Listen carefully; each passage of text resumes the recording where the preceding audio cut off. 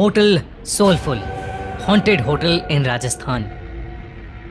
3 दोस्त पीयूष, विकास और अमित राजस्थान के एक छोटे से गांव छीत्री आए थे। वो लोग अपने बिजनेस के लिए उस गांव में फैक्ट्री डालना चाहते थे, क्योंकि उस गांव में जमीन और मजदूर दोनों ही काफी सस्ते थे। उस गांव में अमित ने होटल सोलफुल में रुकने का बंदोबस्त किया था। होटल सोलफुल एक छोटा सा होटल था।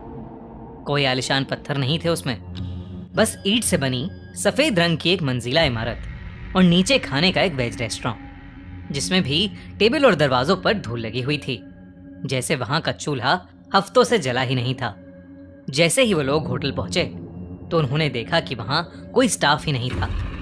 बस वॉचमैन के नाम पर एक बूढ़े से चाचा बैठे थे जो अपनी बीड़ी पी रहे थे। पीयूष और विकास दोनों ही अमित को डांटने लगे, क्योंकि होटल बुक करने की जिम्मेदारी अमित की थी और वो होटल एकदम थर्ड क्लास लग रहा था। उनकी बातों को सुनते हुए वो वॉचमैन चाचा उन तीनों के पास हंसते हुए आए और उनसे पूछने लगे कि क्या वो होटल सोलफुल में ही रुकने वाले हैं।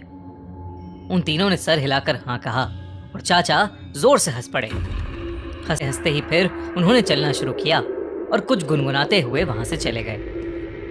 उन तीनों ने उस वॉचमैन चाचा को पागल समझकर उनकी बात पर ध्यान नहीं दिया। तभी रिसेप्शन पर एक आदमी आया, छोटे कद का, घनी मूंछों वाला। उसने उन्हें रूम की चाबी दे दी। वो लोग ऊपर अपने कमरे में गए, अपना सारा सामान रखा और कुछ देर आराम करने लगे।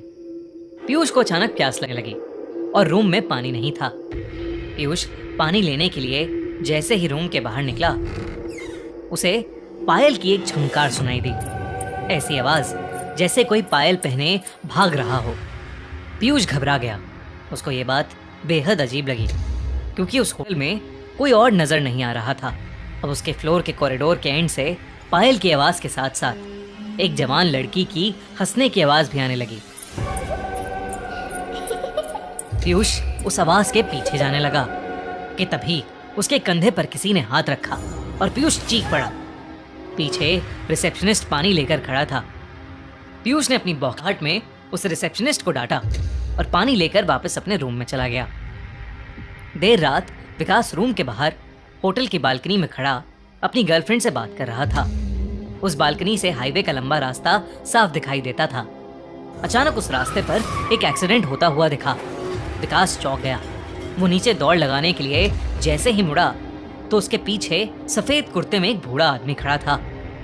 उस आदमी की लंबी सी सफेद दाढ़ी थी और मुंह पर ढेर सारी झुर्रियां थीं। विकास उस आदमी को देखकर घबरा गया था, क्योंकि वो आदमी सिर्फ हाईवे की ओर देखकर मुस्कुरा रहा था। फिर अचानक से उसने विकास को देखा और उसने हंसना बंद कर दिया। वो आदमी जैसे ही विकास की ओर बढ़ा, विकास डरकर अपने रूम में आ गया। रूम में आकर जब उसने अपने रूम की खिड़की से उस हाईवे पर देखा तो वहां कोई एक्सीडेंट नहीं हुआ था। अगले दिन तीनों फैक्ट्री की साइड देखने के लिए निकले, लेकिन गाड़ी शुरू होकर थोड़ा आगे ही बढ़ी थी कि अचानक बंद पड़ गई।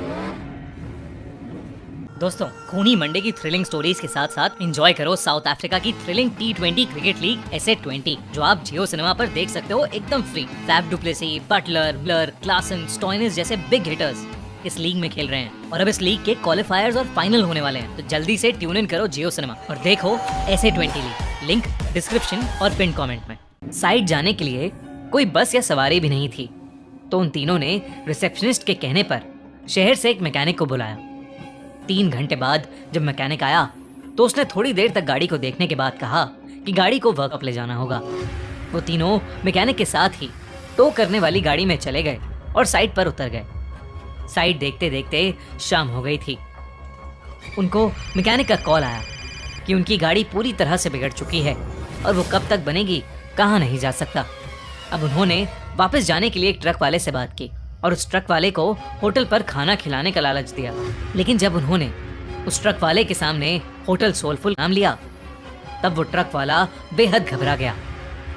उस ट्रक वाले ने उन्हें बताया कि होटल सोलफुल में भूतों का बसेरा है। उसने कहा कि होटल सोलफुल एक कब्रिस्तान पर बनाया गया था।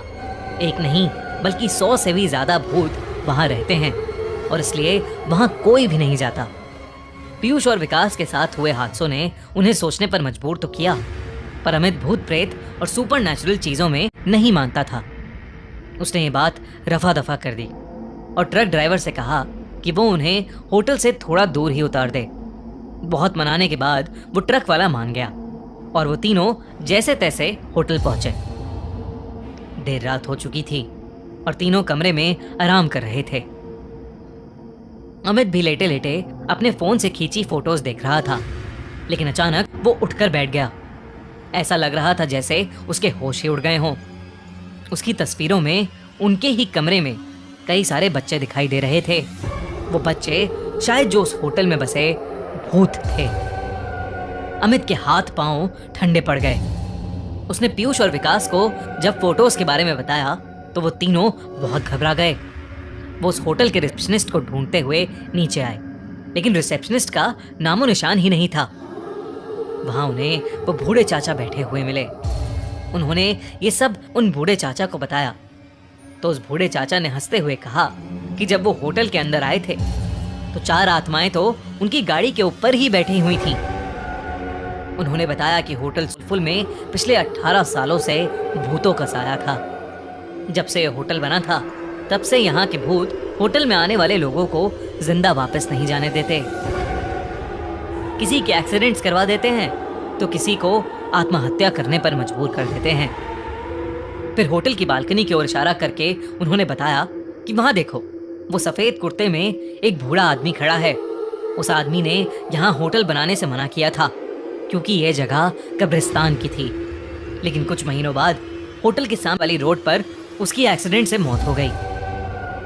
और आखिर में उस वॉचमैन ने उन तीनों को बताया कि उनकी गाड़ी ठीक नहीं होने वाली थी। वो गाड़ी अपने साथ कई साए ले गई थी। होटल में रहने वाले उन बच्चों की आत्माओं को वो गाड़ी पसंद आ गई थी और शायद इसलिए वो तीनों अब तक जिंदा भी थे। उस बूढ़े वॉचमैन ने उनसे अपनी जान बचाकर वहां से निकल जाने को कहा। ये सब बातें सुनकर उन तीनों के पसीने छूट गए। उन्होंने फैसला किया कि वो अभी के अभी होटल से निकल जाएंगे। वो तीनों अपना सामान लेकर निकल ही रहे थे कि तभी उन्हें वो रिसेप्शनिस्ट मिला। वो तीनों उसे धक्का मार के वहां से तेजी से भागे। हाईवे पर आकर वो लोग आगे जा रही गाड़ियों से लिफ्ट मांगने लगे, लेकिन कोई गाड़ी रुकने का नाम ही नहीं ले रही थी। तभी वो रिसेप्शनिस्ट उनके पास आया और हाफते हुए उनसे पूछा कि वो लोग भाग क्यों रहे थे। रिसेप्शनिस्ट उन्हें होटल में वापस अंदर आने के लिए कहने लगा और तब अचानक से हवा के झोंके से उसका मफलर उड़ गया और उन तीनों को उसके गले में फांसी के फंदे का निशान दिखाई दिया। उन तीनों के पैरों तले जमीन खिसक गई। वो समझ गए कि शायद यहाँ सभी मर चुके हैं और कोई भी जिंदा नहीं है। तीनों डर के मारे हाईवे के रास्ते पर भागने लगे। भागते भागते जब कुछ दूर तक पहुंच गए तो उन्होंने पीछे पलट कर देखा। हवा में कई सारे भूत उस होटल के चक्कर लगा रहे थे और रोड पर खड़े वो वॉचमैन और रिसेप्शनिस्ट उन्हें देखकर अजीब तरीके से मुस्कुरा रहे थे। चीतरी गांव के बारे में बात करने से आज भी वो तीनों बेहद घबराते हैं। उनकी जान तो बच गई, पर जिंदगी भर के लिए उन